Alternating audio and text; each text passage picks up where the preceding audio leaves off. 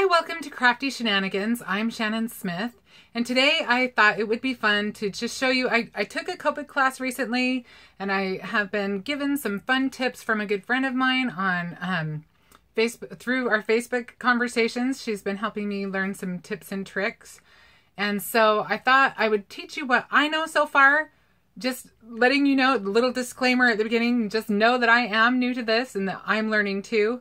So this is kind of a fun thing. I thought maybe it might be fun to kind of do a video now, and then as I'm learning how to use them, then we'll do a video and maybe we can compare where I'm at in a few videos from now.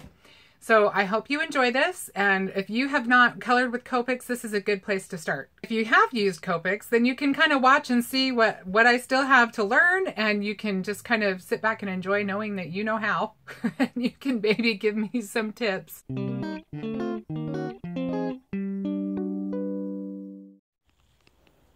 Okay, so to get started, if you've got a stamping platform such as the Misty, it's a good idea to just leave your image there while you're coloring. So go ahead and stamp it and then leave it on your platform. And the reason for this is that after you've got all of your image colored, it looks really nice when you're done to go ahead and stamp it one more time. It just makes your image pop out a little bit more. That's a tip that I was given by my friend Louisana, which I definitely appreciate. Thanks, Louisana. So this cute stamp is from Saturated Canary. Super cute. It's called Jeans and a Tee. The ink that I'm using right now to ink up this stamp is Fun Stamper's Journey. They're black licorice ink. And that's a really good one if you're wanting to use your alcohol markers. Just making sure that you get all of your image on there. Okay, so once you've got your image stamped, then just for a little added security, I guess you could call it, go ahead and heat set that with your heat tool. And now we're ready to just begin our coloring. Okay, as I said before, I'm just starting this Copic coloring journey. So I'm new to this, but I would suggest printing off one of their color charts. You can get this on several different websites. I'm sure the Copic one, I probably got this one from there. I know Uzak has one on theirs. I know that there's one that that is a hex chart, which seems to be the most popular. Go ahead and get one of those printed off so that you can mark off the colors as you get them, and it kind of helps you to choose your colors. So when you're getting ready to color, it's good to stay within a family. So these are the YR families, and then keep them kind of close together. So you want several different shades that you can work with, but you want them to blend easily. So if they're close to each other, they're going to blend easier. Okay, so I'm going to start out with her face, and I'm going to use my lightest color in my little grouping first to give kind of an outline of actually where I'm going to be putting the darkest color, if that makes sense. So I'm just kind of mapping out where to put the color. So I just want to keep kind of where the shadows would be up by her hairline. If you want to leave a tiny bit of white on the sides, just a little bit, I'm talking a fraction, it just makes it easier when you're blending the colors so that they don't bleed out into the other areas. You can always go back in and kind of fill those in. Some colors bleed more than others. This one isn't too bad, but when you're using like a red, for myself, and maybe it's just because I'm a beginner, but I'm telling you, I stayed just a little bit further away from the edge until I did all my blending because the red bleeds so easily. So now that I've got that on, I can go ahead and use my darkest color. And I'm just kind of going along the edges of her hairline, a little bit in her ears, and just a little bit around like her nose and her jawline.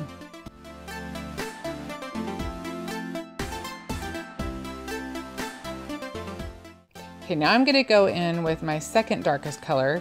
And first thing I'm gonna do is kind of break up that line. So I'm just going along the edge that I made so that it kind of blends. And then I'll go through and sweep the entire area that I colored out into the new area I'm coloring, if that makes sense. Because you're pulling the color. The alcohol ink moves around when you do that. So if you've kind of broken up the line, you've put a layer there that will make it easier to blend. So then I'm going over the areas that I've already done and sweeping the color out. So I'm extending my coloring area out a bit now. Okay, so now I'm taking the next color and I'm just going to go along the edges, and then I'm going to sweep that color in some more again. So I break up that line, and then I go across the entire area I've done to blend in all of those colors. Okay, now I'm ready to use my lightest color. So again, I'm going to break up that line, and then I'm going to sweep all the colors like I've done in all of the other steps. Once you've got your image colored, you can go through and see if you like the depth that you've got, great. If not, you can go ahead and you can layer it and get a little bit deeper tone. But if you do it, then just repeat the entire process.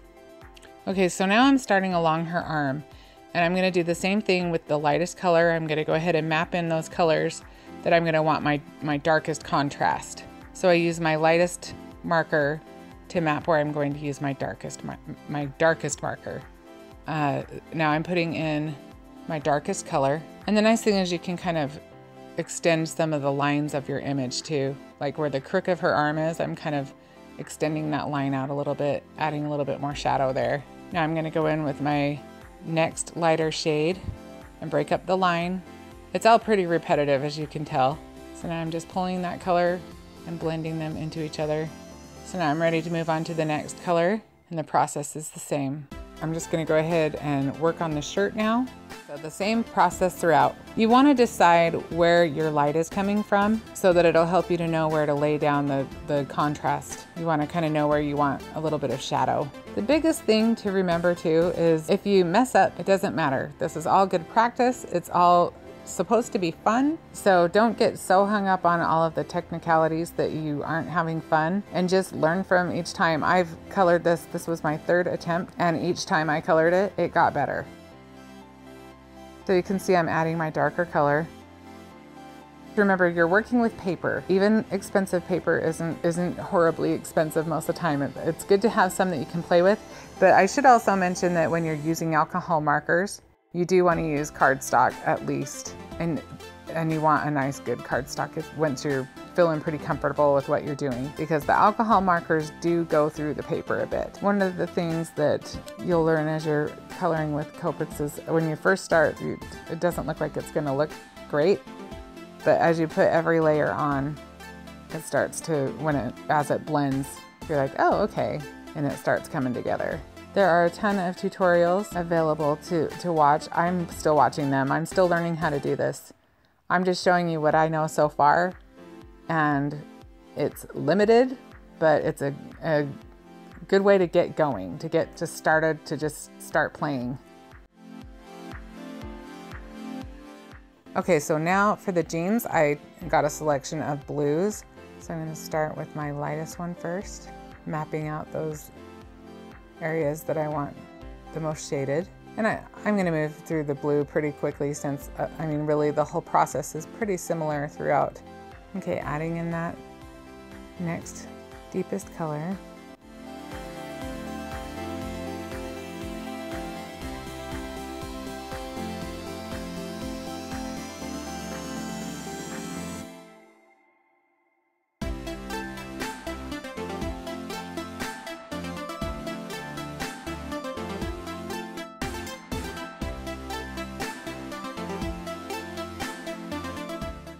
Okay, so now I'm just taking some of the color off. I felt like it needed a little more highlight. So I'm using a colorless blender, and this just lifts your color a bit. So I'm just wanting to add those highlights. They show up a little bit more as they dry. And really, if you plan ahead and as you get more comfortable with the markers, then you probably don't even need to use them too much. But I was a little heavy-handed on mine when I started this.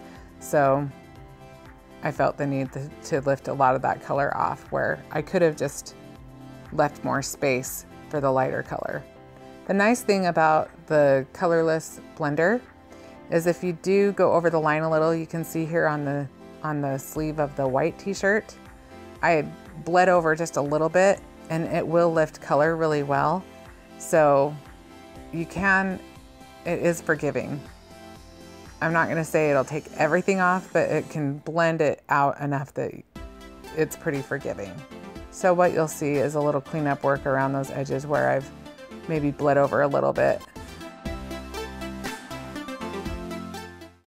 For the eyes, I selected some of the B family rather than the BG color group. I'm not sure exactly what we're calling these. I told you I'm a novice, so be gentle. So I went ahead and mapped in some of that color. The eyes have just such a fine area. I just used the darkest along the edges just a little bit and worked my way around. So now getting in the hair, I was bold when I started and just went right with that darkest color. And then I decided I would map in a little bit more with the lightest color first. But I wanted the crown to be pretty dark. I mostly followed just the image, just went over the lines of that the image already provided for me. Because right here I'm just mapping in those colors that are going to be the darkest ones. All right, going back in now with that darkest color. And I didn't have a lot of colors to work with for hair. I've got the darkest, which is E55, and I used Y21 with that.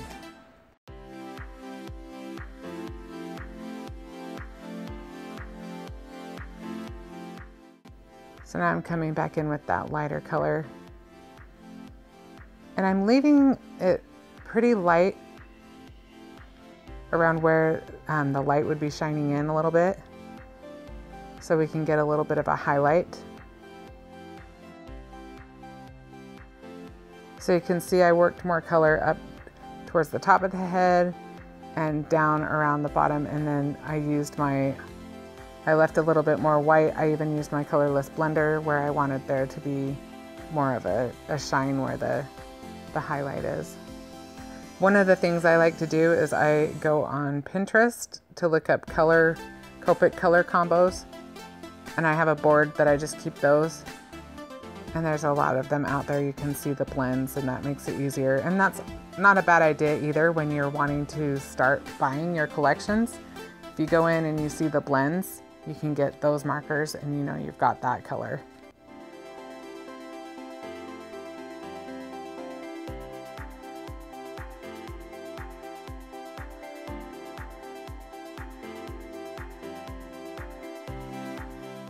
So the little leaf is tiny. I only used 2 colors.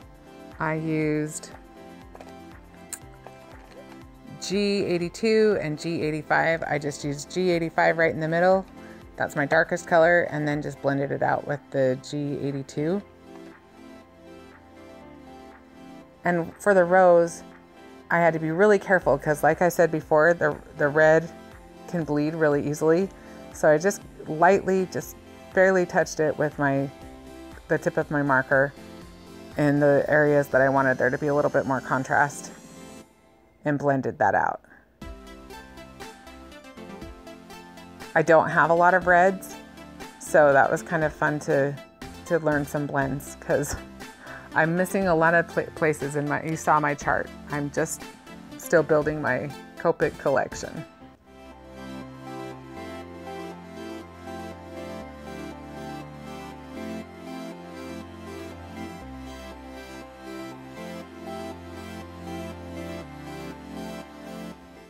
I thought she needed just a little bit of polish on her nails. So I just used a very light pink on the lips. I didn't really try to do a whole lot of contrast with those. I just did a tiny little bit.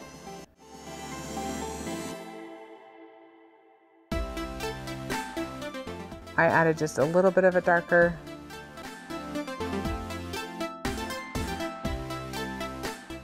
Okay, so I went in with my colorless blender and just made a little bit of shine on her lips. So now this is the best part that my friend Louisana, shout out to you again, taught me. I didn't realize you could use your pencils with your Copics. I don't know, I never really had thought about it, but with the alcohol to me, the alcohol markers seemed like this big mysterious thing, and I'm sure I just built it up big in my mind of, ooh, what does that mean? That, you know, why wouldn't you be able to use your markers and your pencils together? But pencils are where I have been most comfortable in the past, but they work really well together. Filling in just any of those areas that you just want to blend a little bit more. And so it takes a lot less time to color with the Copics for me than it does the pencils because there's so many layers with the pencils to get just the right blend. But using them together is a great combination. So I was able to just smooth out any areas or add just a little bit more where I wanted to. So these pencils happen to be Arteza pencils. I really like their selection as far as, especially for like fleshier tones. They have quite a few different shades. And now we're just gonna give her hair just a little bit more definition, just a little more contrast. And I like using the pencils with it because you can get, for me, I can get a finer line with that. I have a little bit more control when I wanna just fill in those areas a little bit. To fill in the pupils of the eye, I went ahead and used a fine liner. This one is a 0.1. The fine liner will make it a lot easier to get in around those little tiny details and to be able to still keep your little white glimmer in your eye. So 0.1 is pretty small, but when I get to the eyelashes, I'm going to go even smaller.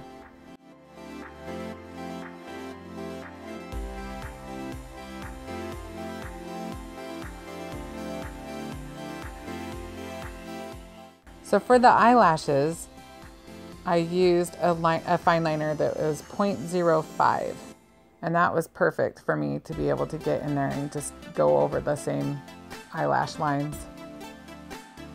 Okay, so now here we go back to the beginning. Go ahead and re-ink your stamp.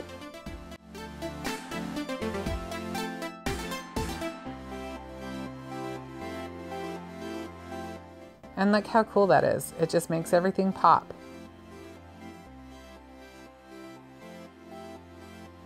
So let's just go ahead and put our card together.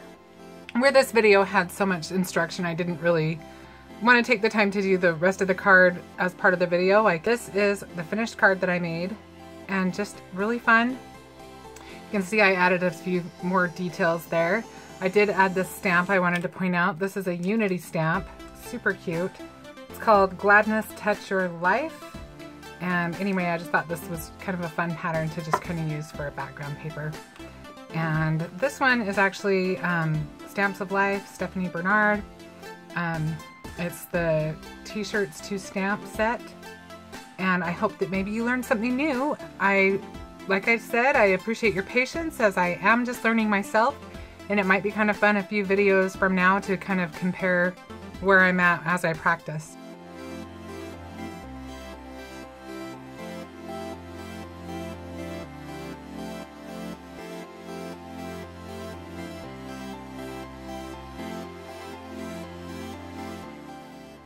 Well, I hope that I gave you some things that will help you, especially if you haven't started with the Copics.